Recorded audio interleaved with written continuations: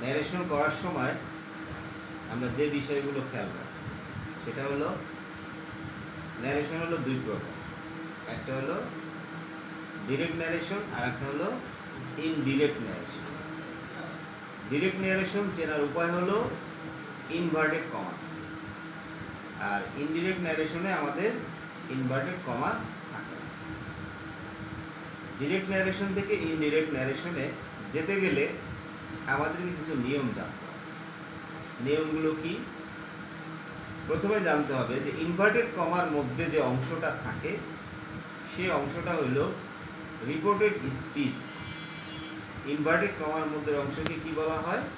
Reported speech. আর inverted কমার বাইরের অংশকে বলা হয় রিপোর্টিং ভার্ব। এখন আমরা নিয়মে আসি। ডিরেক্ট ন্যারেশন থেকে ইনডিরেক্টে যাওয়ার সময় প্রথম নিয়মটা সেটা হলো রিপোর্টিং ভার্বের সাবজেক্ট কখনো পরিবর্তন হবে না। কথায় থাকবে, এখানে রিপোর্টিং ভার্বের সাবজেক্ট হলো রাশি। তাহলে রিপোর্টিং ভার্বের সাবজেক্ট কখনো পরিবর্তন হবে না। রিপোর্টিং ভার্ব পরিবর্তন হবে যদি রিপোর্টিং ভার্বের অবজেক্ট থাকে। রিপোর্টিং ভার্বের অবজেক্ট কখনো পরিবর্তন হবে না। রিপোর্টিং ভার্বের অবজেক্ট কখনো পরিবর্তন হবে না। তারপর হলো ইনভার্টেড কমা। ইনভার্টেড কমা সবসময় পরিবর্তন হবে। পরিবর্তন হবে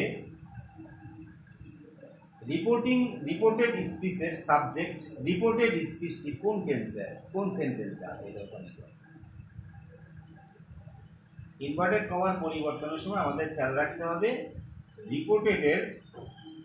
রিপোর্টেড স্পিচটি কোন সেন্টেন্সে আছে। রিপোর্টেড স্পিচটি যদি আমাদের অ্যাসার্টিভ সেন্টেন্সে থাকে তাহলে ইনভার্টেড কমার পরিবর্তে দিব দ্যাট। রিপোর্টেড স্পিচটি যদি ইন্টারোগেটিভে থাকে ইনভার্টেড কমার পরিবর্তে দিব ইফ অথবা হোয়াট, ইফ অথবা WH1।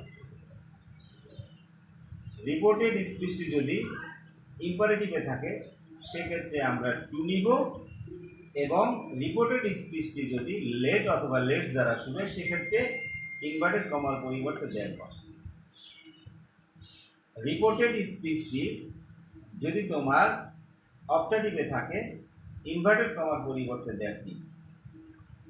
রিপোর্টেড স্পিচটি যদি তোমার এক্সক্লেমেটরি সেন্টেন্সে থাকে সেক্ষেত্রে আমরা ইনভার্টেড কমার পরিবর্তে দ্যাট নিব।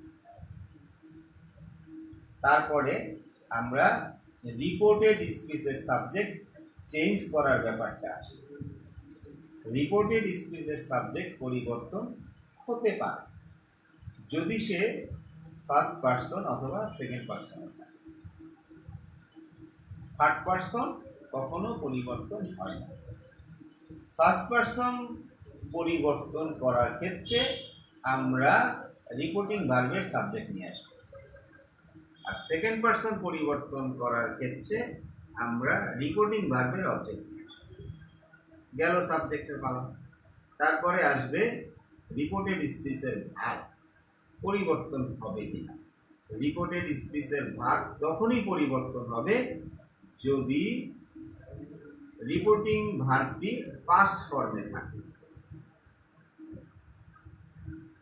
রিপোর্টেড স্পিচের ভার্ব পরিবর্তন হবে যদি রিপোর্টিং এর ভার্বটি পাস্ট ফর্মে থাকে।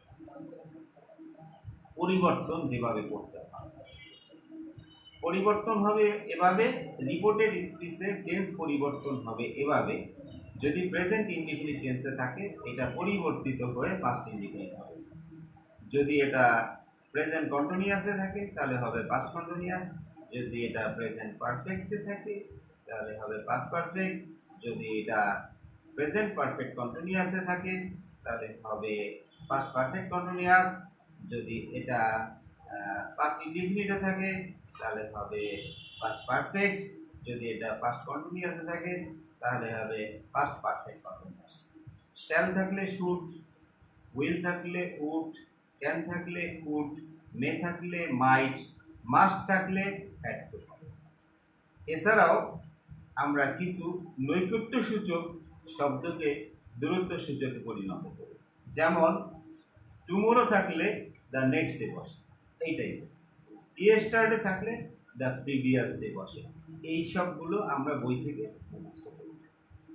অতএব আমাদেরকে ন্যারেশন পাঠতে গেলে সাবজেক্ট চিনতে হবে, অবজেক্ট চিনতে হবে, ভার্ব চিনতে হবে, আমাদেরকে পার্সন বুঝতে হবে, সেন্টেন্স বুঝতে হবে, টেন্স বুঝতে হবে, এবং সাথে কিছু রুলস পারলে আমরা ন্যারেশন পাবো।